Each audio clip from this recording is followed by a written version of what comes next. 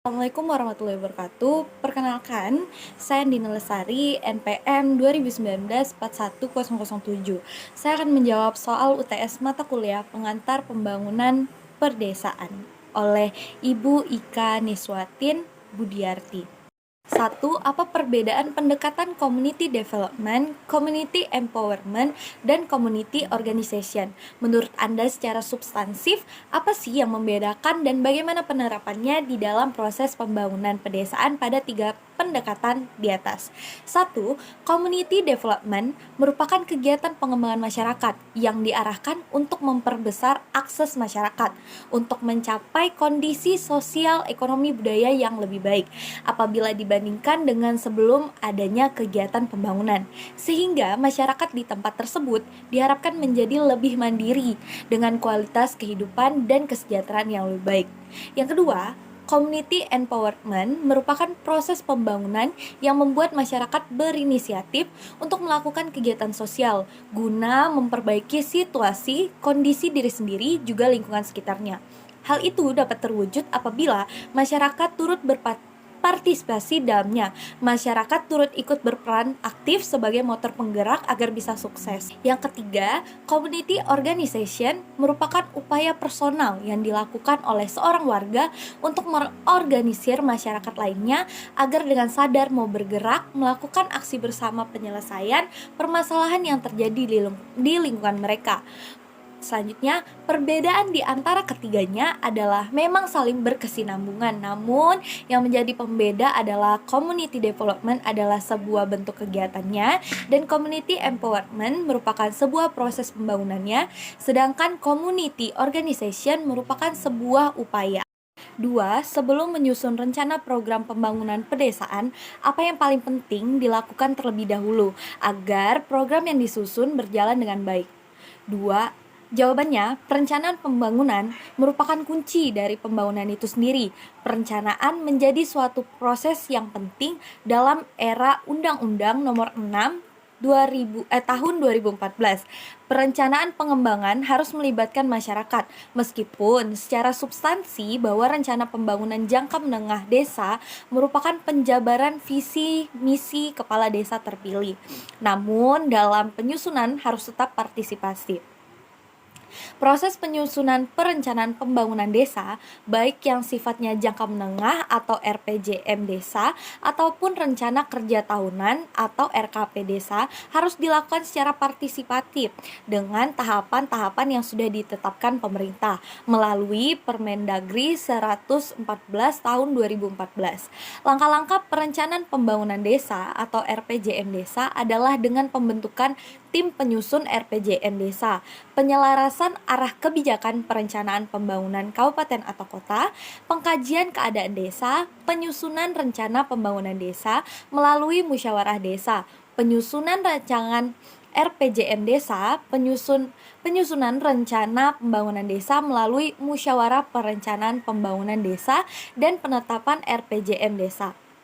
Langkah perencanaan pembangunan desa atau RKP desa adalah penyusunan perencanaan pembangunan desa melalui musyawarah desa, pembentukan tim penyusunan RKP desa, pencermatan indikatif desa dan penyelarasan program atau kegiatan masuk ke desa, pencermatan ulang dokumen RPJM desa, penyusunan rancangan RKP desa, penyusunan RKP desa melalui musyawarah desa, penetapan RKP desa, perubahan RKP desa, dan pengajuan daftar usulan RKP desa.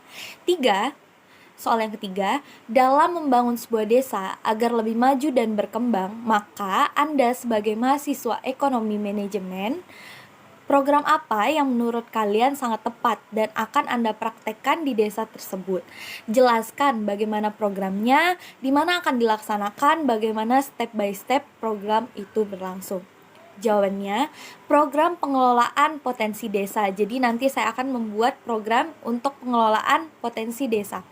Potensi desa merupakan segala sumber daya alam maupun sumber daya manusia yang terdapat di desa, di mana semua sumber daya tersebut dapat dimanfaatkan bagi keberlangsungan dan perkembangan desa. Ketika kita mendengar kata potensi desa, pasti langsung mengarah ke suatu desa yang akan dikembangkan menjadi desa wisata.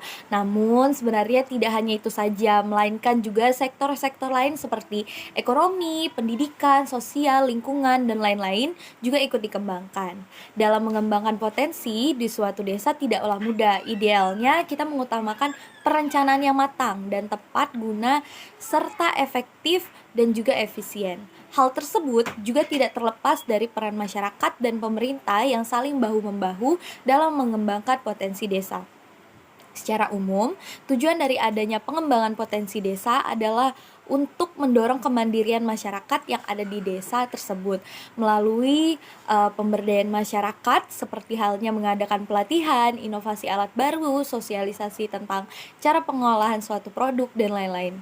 Seperti kegiatan yang akan kami buat yaitu atau yang pernah kami lakukan pada saat semester 5, kami melakukan observasi ke desa Baratan dan melihat potensinya itu yaitu buah cempedak kemudian dibuat menjadi dodol. Produk ini dapat menjadi produk unggulan bagi desa tersebut. Selanjutnya, nomor 4, apa indikator keberhasilan yang Anda lakukan dari program tersebut dan bagaimana cara monitoring kegiatan pemberdayaan masyarakat yang kamu rancang sehingga bisa dikatakan berhasil atau gagal.